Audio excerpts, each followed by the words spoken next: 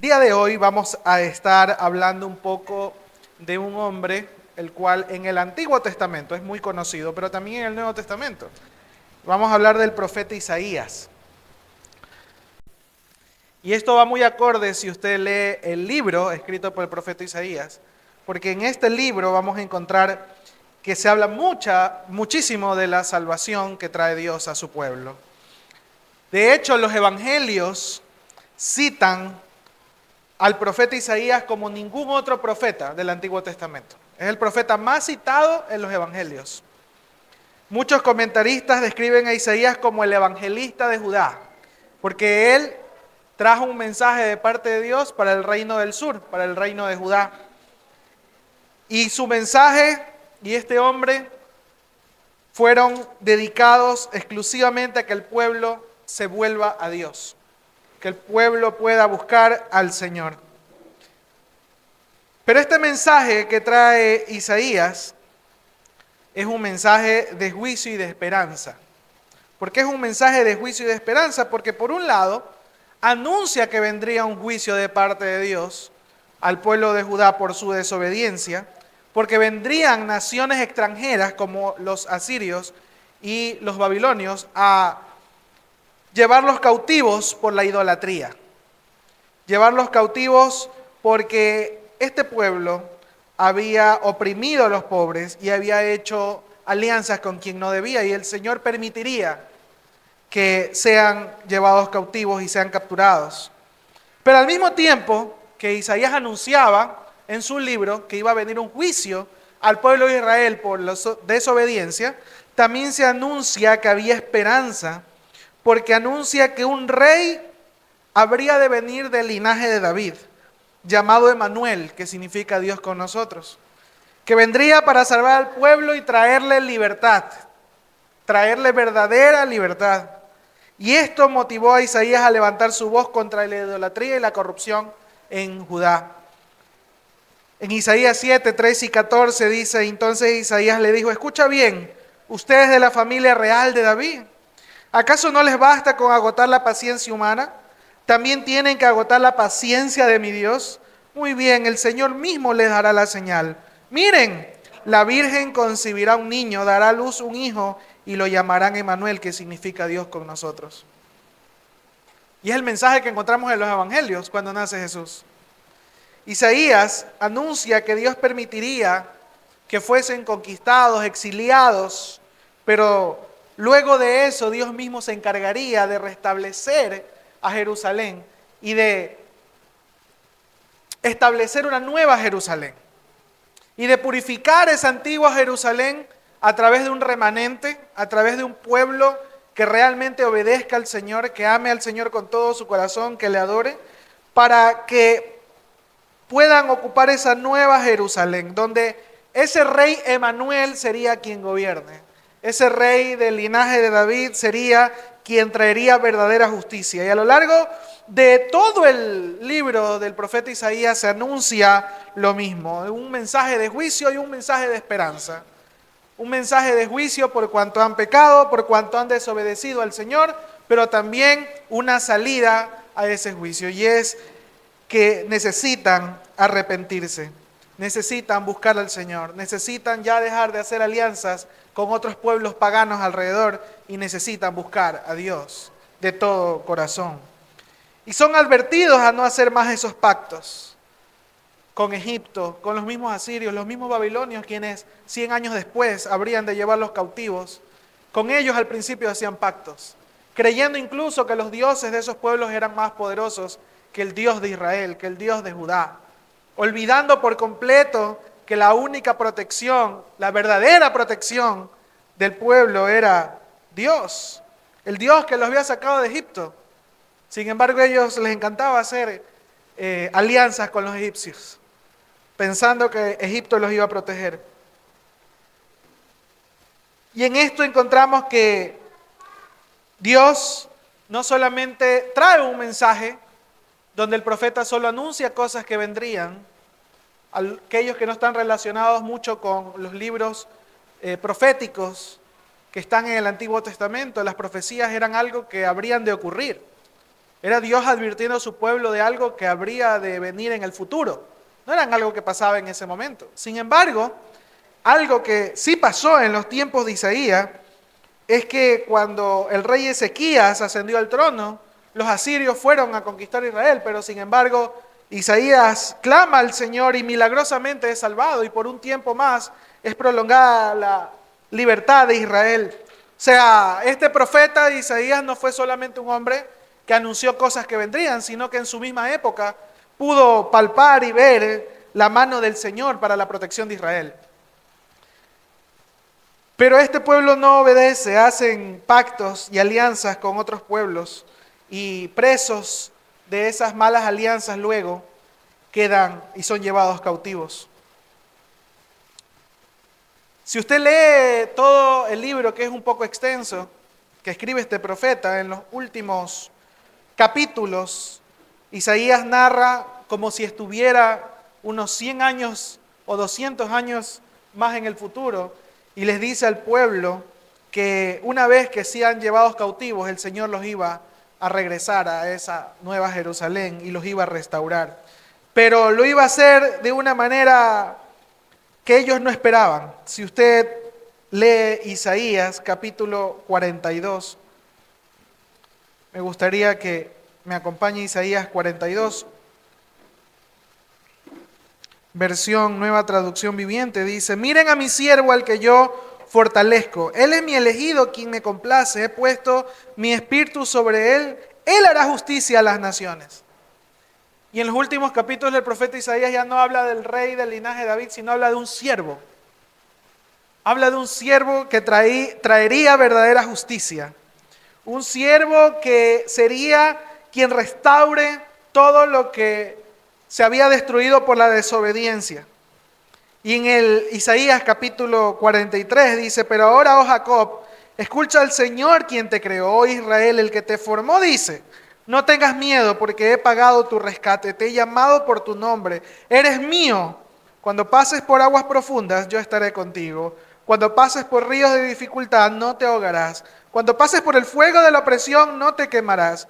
Las llamas no te consumirán. Pues yo soy el Señor tu Dios, el Santo de Israel, tu Salvador. Yo di a Egipto como rescate por tu libertad. En tu lugar di a Etiopía y a Seba. Entregué a otros a cambio de ti, porque cambié la vida de ellos por la tuya, porque eres muy precioso para mí.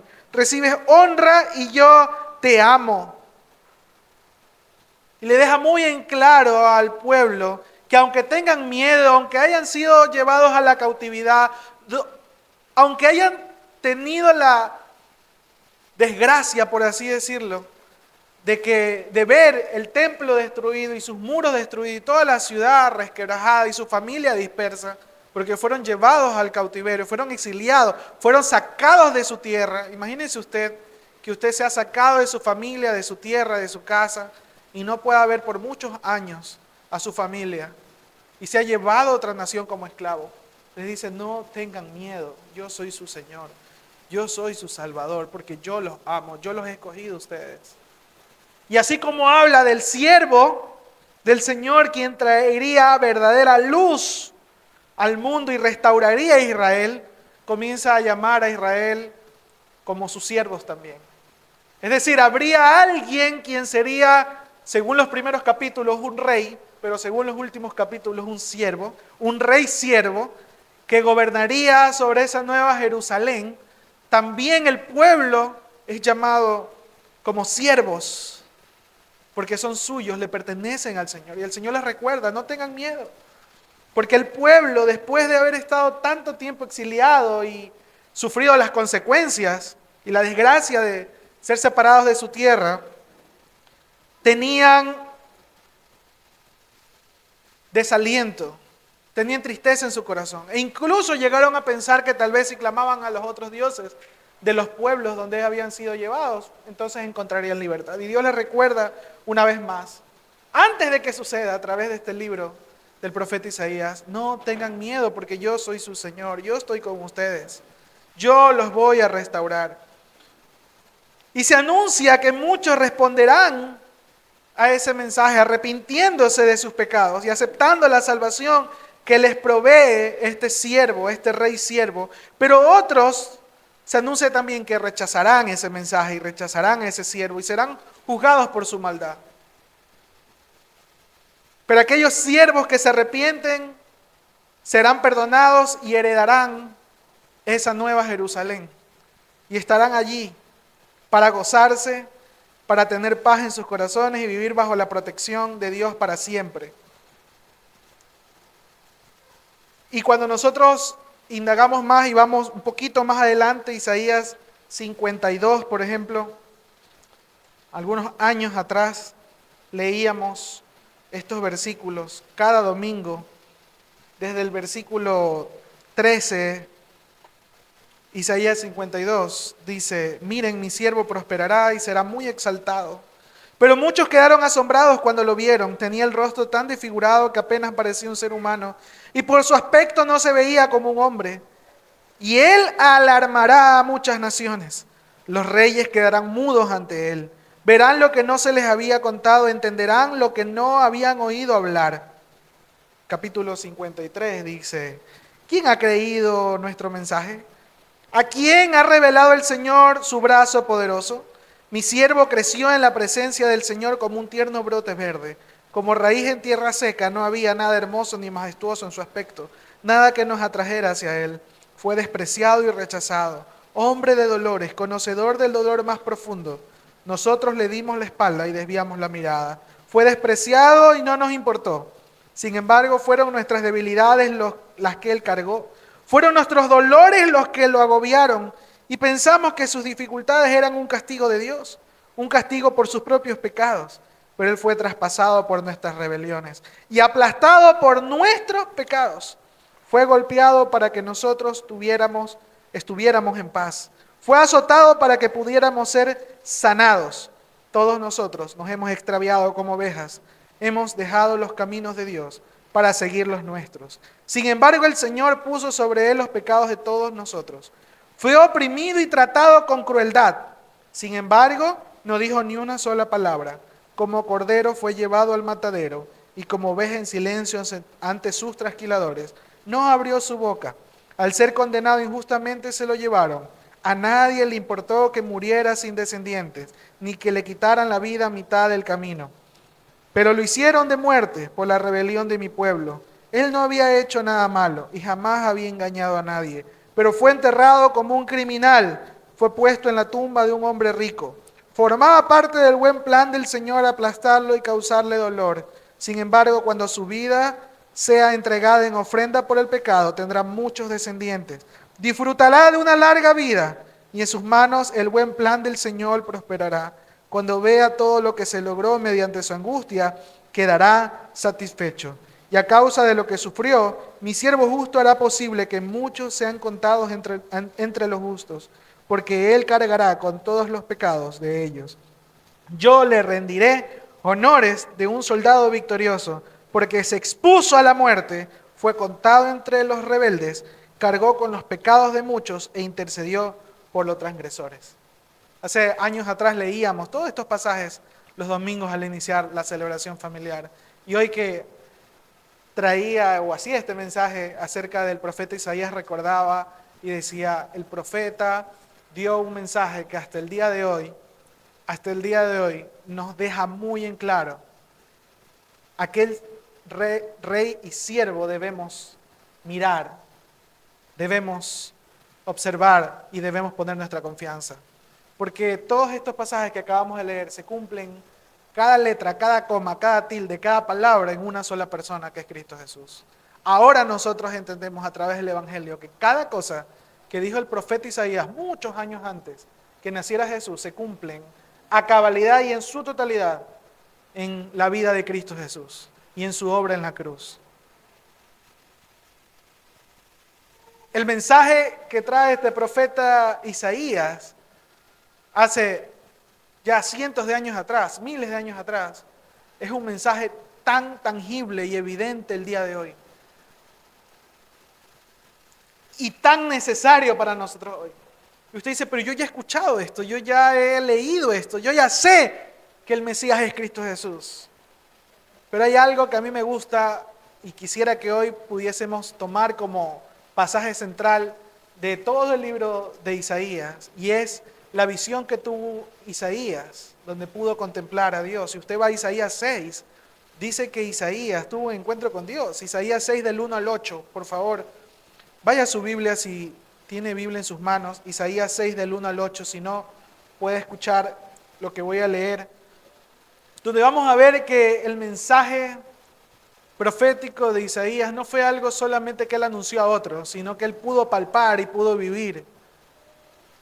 Dice Isaías 6 del 1 al 8, en Nueva Traducción Viviente: el año en que murió el rey Usías, vi al Señor sentado en su majestuoso trono, y el borde de su manto llenaba el templo. Lo asistían poderosos serafines. Cada uno tenía 6 alas. Con 2 alas se cubrían el rostro, y con 2 se cubrían los pies, y con 2 volaban. Se decían unos a otros: Santo, Santo, Santo es el Señor de los ejércitos celestiales. Toda la tierra está llena de su gloria. Sus voces sacudían el templo hasta los cimientos, y todo el edificio estaba lleno de humo. Entonces dije: todo se ha acabado para mí, estoy condenado, porque soy un pecador, tengo labios impuros, y vivo en medio de un pueblo de labios impuros. Sin embargo, he visto al Rey, el Señor de los ejércitos celestiales. Entonces uno de los serafines voló hacia mí con un carbón encendido que había tomado del altar con unas tenazas, y con él tocó mis labios y dijo: ¿ves? Este carbón te ha tocado los labios, ahora tu culpa ha sido quitada y tus pecados perdonados. Después oí que el Señor preguntaba: ¿a quién enviaré como mensajero a este pueblo? ¿Quién irá por nosotros? Aquí estoy yo, le dije, envíame a mí. Si usted lee este pasaje, lo primero que se va a encontrar y lo primero que quisiera que nos concentremos es en la visión que tuvo Isaías y cómo él pudo contemplar en primer lugar el trono de Dios, la gloria de Dios. Dice que los vestidos de Dios cubrían todo el templo, el borde de su manto cubría todo el templo. Y luego de eso se encuentra viendo que había unos serafines, poderosos serafines, dice Nueva Traducción Viviente. Si usted lee en hebreo, esos términos que se usan para nombrar al serafín querían resaltar que eran criaturas poderosas, criaturas temibles, criaturas que daban una sensación de poder. Y a esos ve que con sus alas tapaban su rostro porque estaban delante del Señor. Con sus alas tapaban su rostro porque no podían estar frente a un Dios al cual reconocían como santo, santo, santo. Y si usted lee las Escrituras no va a encontrar que haya otro atributo de Dios que se repita 3 veces, como se lo hace siempre con la santidad de Dios. Si usted va a las Escrituras no va a encontrar que dice Dios es amor, amor, amor. Dios es poderoso, poderoso, poderoso. Aunque sabemos que Dios es amor y Dios es poderoso, cuando se habla de su santidad, se habla no solamente de lo recto y puro que es Dios, se habla de la trascendencia de Dios. Algo que es trascendente nos habla de cuán diferente es a todo lo que Él ha creado, cuán diferente es a todo lo que nosotros conocemos. Cuando se habla de que Dios es santo, santo, santo, lo que el profeta quiere expresar acá y Dios mismo nos quiere enseñar es que Dios va mucho más allá de nuestra comprensión humana.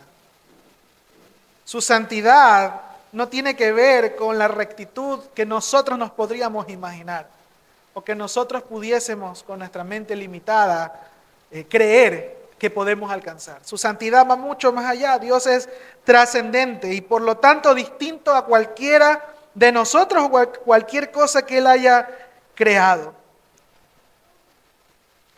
Y a ese Dios que ve en la visión Isaías es que los serafines, quienes tapaban su rostro delante del Señor, cantaban santo, santo, santo.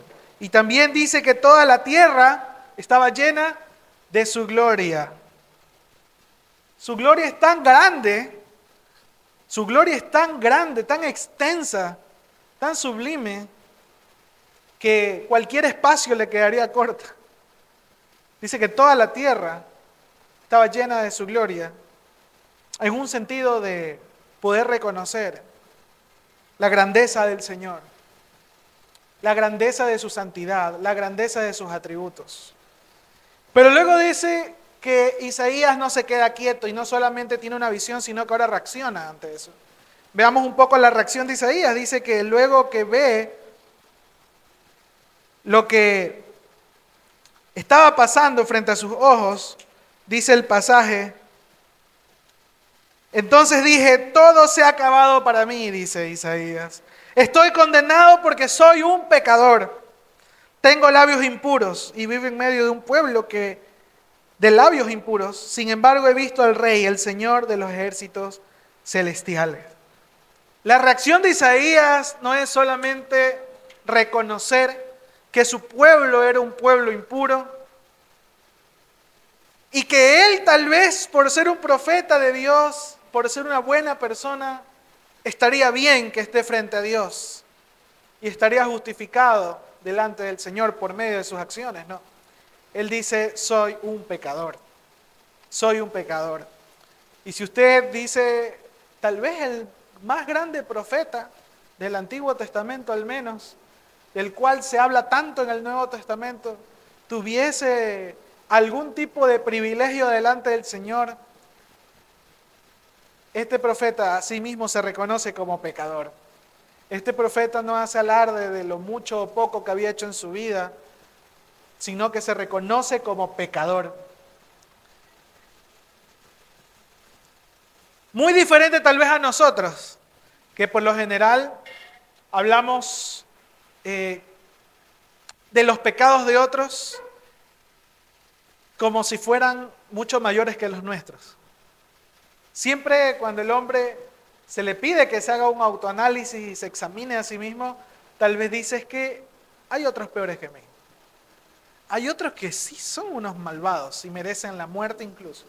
Hay otros que merecen el juicio de Dios por cuanto han hecho tantas cosas malas. Y después dicen, bueno, sí, yo también he cometido errores. Pero siempre tendemos a magnificar los pecados y los errores de otros. Y los de nosotros los hacemos bien chiquitos. Porque no nos gusta reconocer que somos pecadores. El hombre por naturaleza es orgulloso. El hombre por naturaleza cree que es merecedor de la misericordia de Dios. Pero cuando Isaías contempla la grandeza y la santidad de Dios, no le queda otra cosa sino decir yo soy un pecador.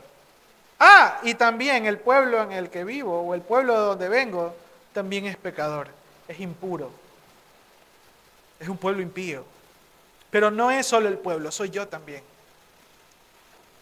Y hoy veo un mensaje tan diferente en nuestra sociedad, diferente a lo que Isaías reconocía en este momento, porque hoy en día vemos cuánta maldad hay, inclusive no solo en el mundo, sino en nuestro propio país, debido a tanta delincuencia, debido a tantos asesinatos, tantos robos, tanta maldad. ¿Y qué es lo primero que hacemos? Ah, estos delincuentes, ah, estos asesinos, oh, estos sicarios, oh, cuánta maldad hay en este país. Oh, cuán corruptos son estos políticos que no nos resuelven la situación de seguridad. Cuando vemos que hay pecado enfrente nuestro, no somos lo suficientemente honestos y valientes y humildes para reconocer en primer lugar nuestro pecado. Para reconocer que todos nosotros le hemos fallado al Señor. Porque la gente que anda delinquiendo y anda robando y anda cometiendo corrupción y haciendo lo malo delante del Señor, son fruto de una sociedad que se ha olvidado del Señor. Tal vez son familia nuestra. Y vienen tal vez compartiendo con nosotros un bisabuelo, un abuelo, no sé. Tal vez son hasta parientes nuestros. No nos hagamos de la vista gorda y no nos hagamos los especiales, porque todos somos pecadores. Y todos deberíamos reconocernos así cuando tenemos un encuentro con el Dios Santo.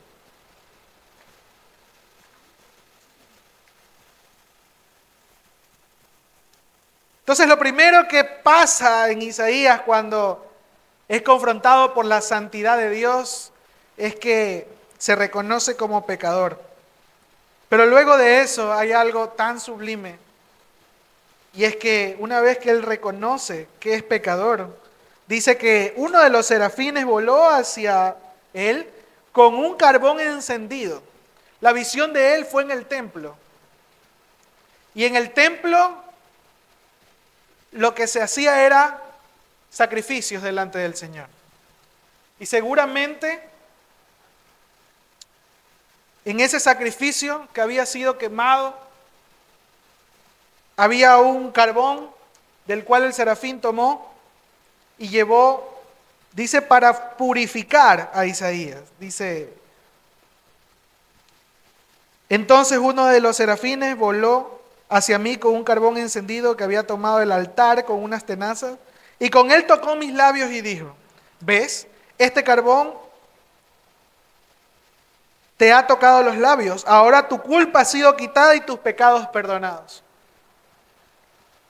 Y me llama mucho la atención cómo Dios, frente a un pecador, lo primero que hace no es condenarlo, sino purificarlo, sino limpiarlo de su pecado. Pero muchos de nosotros, cuando nos reconocemos como pecadores, lo primero que se nos viene a la mente es, Señor, castígame. Señor, merezco todo lo malo de este mundo. Señor, merezco la muerte. Y está bien reconocer que somos pecadores, pero sin desconocer la bondad y la misericordia del Señor. Sin desconocer que ese Dios santo y trascendente nos ama. Y era lo que quería transmitir el profeta Isaías en su libro. Que así como Dios habría de traer un juicio sobre la nación de Judá por cuanto habían desobedecido, ese mismo Dios los amaba. Y habría de levantar a un rey siervo que traería esperanza y salvación para su pueblo, porque eran su pueblo. Y Él los había escogido, no solamente para que le conozcan, sino para que ese pueblo lo diera a conocer a toda la tierra. Y a través de ese pueblo sean bendecidas todas las familias de la tierra. Ese fue el llamado que Dios hizo a su antepasado Abraham.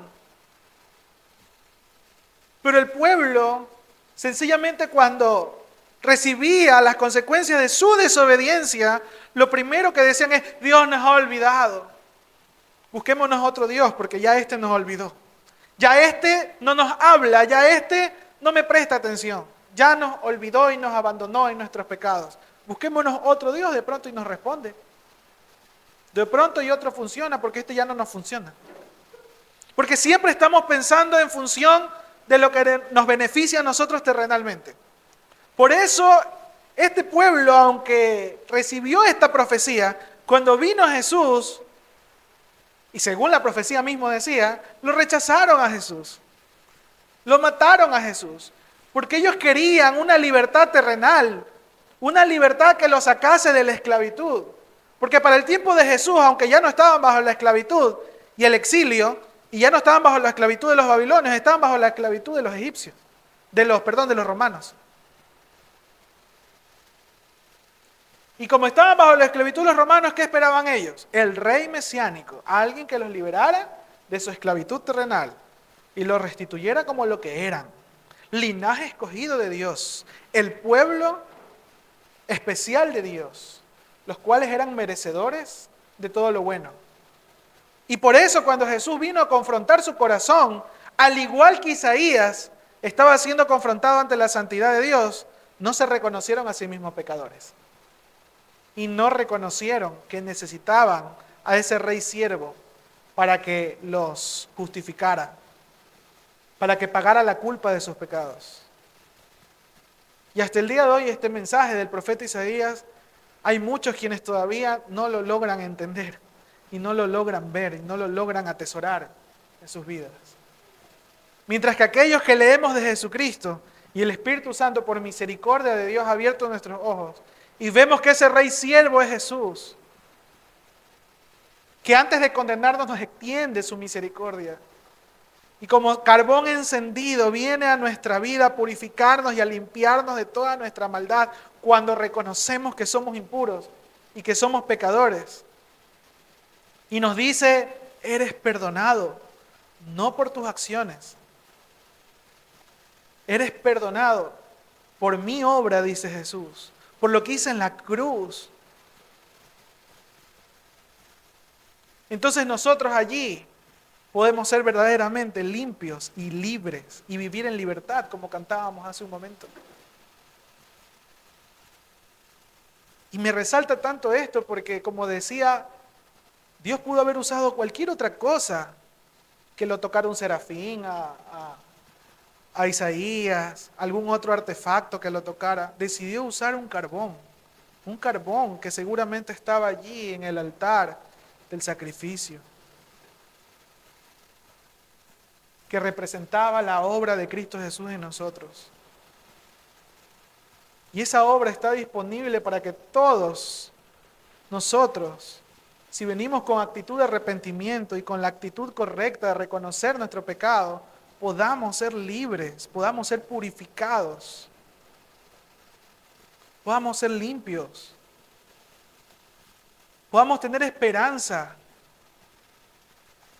Porque al igual que el pueblo de Israel, el cual sufría las consecuencias de su desobediencia y de sus alianzas con pueblos que luego los traicionaban, nosotros también vivimos las consecuencias de nuestro pecado. Vivimos las consecuencias de nuestras malas decisiones. Pero aún a pesar de eso, el Señor sigue teniendo misericordia. Aún a pesar de cuántas veces nos hayamos equivocado, el Señor sigue extendiendo su gracia. Yo creo que este encuentro de Isaías con Dios no es otra cosa sino la muestra de cómo Isaías pudo experimentar la gracia purificadora, la gracia salvífica del Señor. Y ahora nosotros entendemos qué significa ese carbón encendido. Ahora nosotros sabemos que también podemos ser purificados como Isaías. 2 Corintios 5:21 dice, el que no conoció pecado, por nosotros lo hizo pecado, para que nosotros fuésemos hechos justicia de Dios en él, en versión Reina Valera. ¿Cuánto necesitamos nosotros ser purificados? ¿Cuánto necesitamos nosotros ser justificados delante de Dios? Y luego, ¿cuál fue la reacción de Isaías una vez que fue purificado? Tal vez usted dice, yo he puesto mi fe en Cristo. Yo creo firmemente en que Él pagó por mis pecados en la cruz. Yo he decidido seguirle. Yo he decidido reconocer que soy un pecador y entender que solamente puedo ser justificado por Él. Pero miren la reacción luego de Isaías. Dice, después oí que el Señor preguntaba, ¿a quién enviaré como un mensajero a este pueblo? ¿Quién irá por nosotros? En versión Reina Valera dice, heme aquí, envíame a mí. En la traducción viviente dice, aquí estoy, le dije, aquí estoy yo, envíame a mí. La reacción de aquella persona que ha tenido un encuentro con Dios, el Dios santo, trascendente, grande, glorioso, una vez que ha sido perdonado, una vez que ha sido justificado, una vez que ha sido limpio, es no quedarse de brazos cruzados. Porque ha reconocido que soy impuro de labios, pero también mi pueblo es impuro, es impío. Y si Dios pregunta a quién he de enviar para llevar un mensaje, aquella persona que ha tenido un encuentro con Dios no se puede quedar callado, no puede quedarse de brazos cruzados, viendo cómo una nación se desquebraja, viendo cómo una nación se hunde, sino que dice, heme aquí, envíame a mí. Yo estoy dispuesto a ir. Y el Señor no le da especificaciones. Mira, yo voy a enviar a alguien y le voy a dar todo lo que necesita y le voy a hacer esto y lo voy a poner acá. No, solo, ¿a quién enviaré? Y me encanta ver cómo Isaías contempla la Trinidad de Dios, porque comienza diciendo, ¿a quién enviaré? ¿A quién enviaré en singular? Y luego dice, ¿quién irá por nosotros? ¿Nosotros quiénes? ¿Nosotros quiénes? Él y los querubines. ¿Quién irá por nosotros? ¿Quién irá? Por el Padre, el Hijo y el Espíritu Santo. ¿Quién irá por nosotros? Isaías no tiene otra cosa sino decir, yo voy, yo voy, yo voy. ¿Saben por qué creo que muchas veces nosotros no servimos como deberíamos? No somos obedientes a lo que el Señor nos envía a hacer. Porque diariamente no tenemos un encuentro con ese Dios santo. Porque aunque alguna vez lo tuvimos y fuimos perdonados, creímos que eso era suficiente. Y a veces cuando pregunto a muchas personas acerca de su fe, dice, ¿alguna vez hice la oración de fe? ¿Alguna vez serví al Señor? ¿Alguna vez? Yo hace años iba a la iglesia, dice. Yo hace años busqué al Señor. Yo hace años tuve una relación tan bonita con Dios. Yo hace años cantaba al Señor. Yo hace años le servía al Señor. Yo hace años hacía esto, lo otro, lo otro. Y vivimos del pasado. Vivimos de ese encuentro que tuvimos con Dios hace tanto tiempo. Me encantaría que todos podamos decir, hoy en la mañana tuve un encuentro con Dios. Hoy en la mañana, hoy en este momento estoy teniendo un encuentro con Dios. Hoy le sirvo a Dios porque estoy claro de dónde me sacó. Hoy le sirvo a Dios con ímpetu, con diligencia, entregando mi vida por completo, sin temor, porque me he reconocido a sí mismo pecador y he recibido su gracia.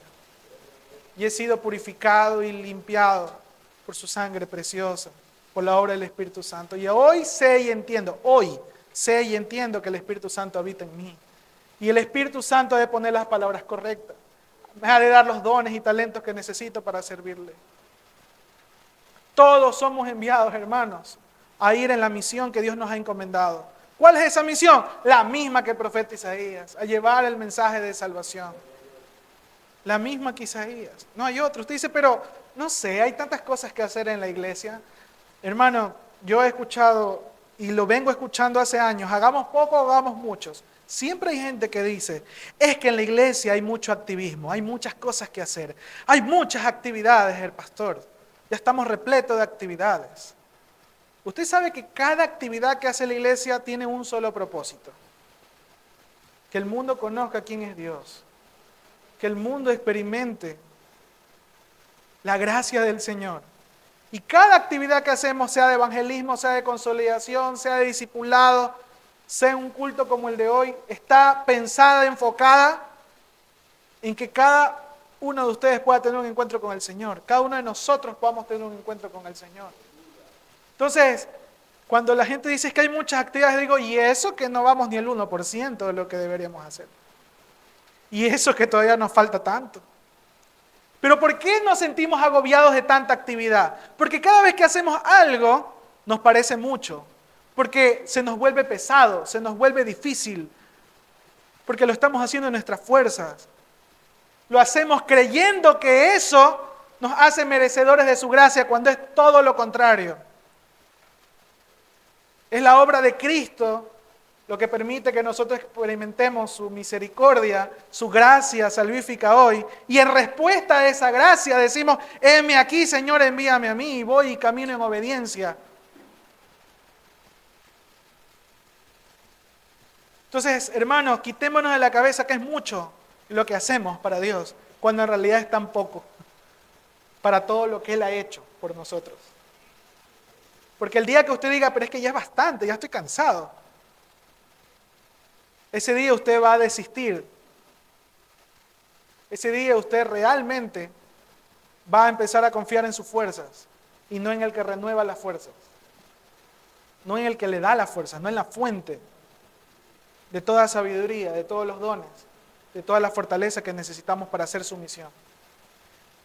Y lo que es más increíble es que si usted lee la Biblia entera, pero sobre todo la misión de Dios en la iglesia primitiva, en el libro de Hechos y en las cartas paulinas, usted va a ver que Dios no le envía en misión solo. Por eso incluso la misión de la iglesia que está ahí en la pared dice que Dios nos envía en misión con Dios. No nos envía solos. Él está con nosotros, Él está en nosotros. No nos abandona, así que cada cosa que hacemos donde seamos enviados, Él está con nosotros. Así que no teman, manada pequeña, porque a Él se le ha placido daros el reino. Vendan todo lo que tienen. Y cuando hablo, y Jesús dice, vendan todo lo que tienen, es renuncien a esos dioses que a veces creemos que nos dan seguridad.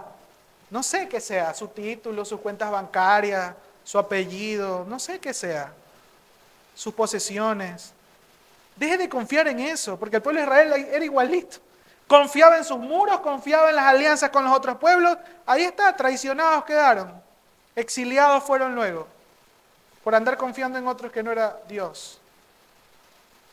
Y el llamado para nosotros es el mismo, hermanos. Es el mismo.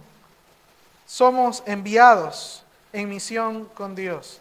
Según de Corintios 5, 14 y 15 dice, sea de una forma u otra, el amor de Cristo nos controla o nos impulsa, dicen otras versiones, ya que creemos que Cristo murió por todos. También creemos que todos hemos muerto en nuestra vida antigua. Él murió por todos, para que los que reciben la nueva vida de Cristo ya no vivan más para sí mismos, más bien vivirán para Cristo, quien murió y resucitó por ellos. Si usted ha creído en Jesús, usted ya no vive para sí mismo, usted vive para Cristo. Hermano, yo quiero que usted sepa algo. Cuando la Biblia nos dice que vamos a ser enviados a ir y a ser discípulos, o como Isaías, vamos a ser enviados a llevar un mensaje a las naciones, no está hablando de que todos nosotros vamos a pararnos acá al frente a ser predicadores o a pastores. Hermano, usted es enviado en misión con Dios cuando sale de su casa al trabajo, porque usted tiene un mensaje que llevar a sus compañeros de trabajo y a sus jefes. Hermano, usted es enviado en su casa si lava los platos, si limpia su casa o si cría a sus hijos, sea hombre, sea mujer. Usted está siendo enviado por el Señor para hablar de la gloria de Dios, para que la gente sepa a través de su ejemplo, a través de sus acciones, a través de su servicio, acerca del Dios que nos ha salvado, que le ha purificado, que le ha limpiado. Si usted va a la universidad todavía, no sé cuántos aquí están en la universidad todavía, usted ha sido enviado para ir y anunciar el mensaje de salvación allí donde está, con sus compañeros, con sus maestros. No importa donde usted siempre ha sido enviado por Dios. Esté en un trabajo, esté en la casa, esté en la universidad, esté de viaje, esté en la playa, esté donde esté, usted ha sido enviado en misión con Dios para mostrar la gloria de Dios, para mostrar que Dios es real. No nos podemos quedar de brazos cruzados. Y si nos quedamos de brazos cruzados es porque no hemos tenido entonces un encuentro real con Dios. Yo le invito a que tenga un encuentro con Dios diariamente. Diariamente. Contemple a ese Dios santo. Contemple a ese Dios misericordioso. Contemple a ese Dios amoroso. Contemple al único que le puede dar consuelo, al único que le puede dar aliento, al único que puede restaurar su vida, su hogar, al único que lo puede sacar tal vez del hueco en el que usted mismo por las malas decisiones ha caído, o tal vez consecuencia de las decisiones de otros que están cerca, de las cuales usted tal vez no es responsable, pero Dios lo puede librar y lo puede sacar de allí. Eso es lo que encuentro en el libro del profeta Isaías y es lo que encuentro en todo el Nuevo Testamento. Que Dios, cuando muestra su santidad, pudiendo fulminarnos y exterminarnos y borrarnos de la faz de las tierras sin que nadie pueda culpar a Dios, siquiera de ser un Dios malo y perverso, no. Es Él al contrario de lo que nosotros esperaríamos, Él nos purifica, Él nos restaura. ¿Qué esperamos, hermanos, para ir a ese encuentro con Dios? Y no estoy hablando de que tengamos que tener la misma visión de Isaías, estoy hablando de que tengamos la prontitud para venir a las Escrituras y conocer más a ese Dios. Por allí haríamos bien en empezar ese encuentro con Dios a diario. Venga a las Escrituras cada día, conozca más a ese carbón encendido que le puede purificar, a ese Cristo resucitado, y tenga un encuentro con Él. Deje de vivir ya de la fe de otros, de la fe de su familia, de la fe del pastor, de la fe de su mentor, de la fe o de la confianza de que otros le puedan alimentar. Vaya a la fuente viva, vaya a la fuente real, vaya a la fuente inagotable, porque eso es lo único que lo va a mantener en firme. Lo único que va a hacer que cuando usted tenga el ímpetu y las ganas de servir, le va a sostener cuando venga el tiempo difícil, venga el tiempo de angustia. Cuando usted ha tenido ese encuentro con el Señor y usted tiene en claro a qué Dios le llamó. Porque si no, seremos de aquellos que retroceden, si no, seremos de aquellos que dejan ahí botado el trabajo y se rehúsan, porque hay dificultad, porque hay tempestad. Por eso admiro mucho a aquellos, admiro en serio mucho a aquellos que salen a veces de naciones prósperas o de naciones o de familias en las cuales lo tienen todo y salen hacia lugares inhóspitos, hacia lugares difíciles, hacia lugares donde matan cristianos para llevar el mensaje de Dios. Los que comúnmente llamamos misioneros. Y yo digo, Dios santo, si me es tan difícil servir en mi ciudad y con mi familia, ¿cómo será ir hacia lugares donde somos rechazados, donde somos muertos por causa de su nombre, donde somos menospreciados? Y hay quienes lo están haciendo. Yo digo, ¿y nosotros qué hacemos? Mientras que hay unos pocos que lo están haciendo, ¿nosotros qué hacemos? Estamos muertos de miedo en un país que se hunde en la corrupción y en la violencia, queriendo huir también. Disculpe si usted estaba pensando en emigrar. En serio, no quiero poner en tela de duda las motivaciones que usted tenga. Tal vez es Dios mismo llevándolo a que usted tenga que emigrar de este país. Pero lo que sí estoy poniendo en tela de duda es la decisión, la mala decisión tomada por la motivación incorrecta.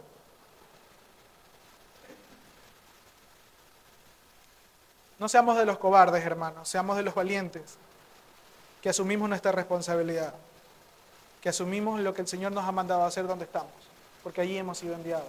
Si el Señor nos lleva luego a otro lugar, pues gloria a Dios. También hemos sido enviados a donde quiera que Dios nos envíe, pero hoy ya hemos sido enviados. Ahí, en su casa, en su familia, con sus vecinos, con sus compañeros de trabajo, de universidad, no sé. Con su iglesia. Amén.